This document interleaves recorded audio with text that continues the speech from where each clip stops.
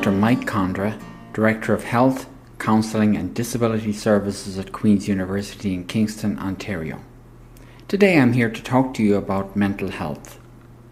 When we talk about mental health, what is it that we mean? The first thing to notice is that mental health is not blissful happiness 24 hours a day, 7 days a week. Nobody has a life like that. All of us will have times in our lives when we feel sad, or we feel happy, or we feel anxious. So, this is in fact what mental health is. We can do 3 things. First, we can engage in productive activities. Productive activities could be anything. They could be knitting a sweater, reading a book, teaching a class, being a student in the class. But it's productive. It engages our senses, our intellect, and it helps us to grow and develop. The opposite, of course, would be a destructive activity which in some way harms or hurts us. The second thing is we can engage in fulfilling relationships. Relationships that make us feel stronger or happier or which support or affirm us. Relationships that are reciprocal. So we have friends, we have family. There's no quota or number on this. We shouldn't have to have 25 friends or 39 or 6 or 4. Just that the relationships that we have are good for us. And the third part of good mental health is probably the most subtle and the most important. That is the ability to adapt and change and cope with adversity or stress when it happens. And what this means is that we can deal with situations that cause stress or difficulty. Let's say, for example, that it takes us 20 minutes to drive to work, and so we leave the house 10 minutes early only to find that our car won't start. When we're mentally well, we can start to think of other possibilities. Maybe we could get a cab. Maybe we could walk. Maybe we could call a friend who drives to the university. Maybe we could stay home.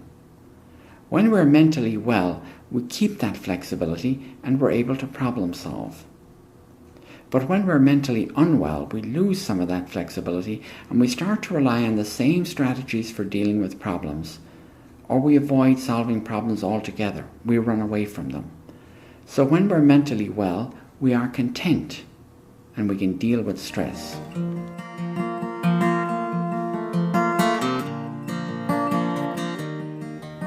So what is mental illness? Mental illness is a general term that we use to describe a number of significant changes that can happen to us. Firstly, our thinking can change. So, people with mental health problems sometimes have difficulty with concentrating. Let's take an example. You're relaxing and reading an article in the newspaper.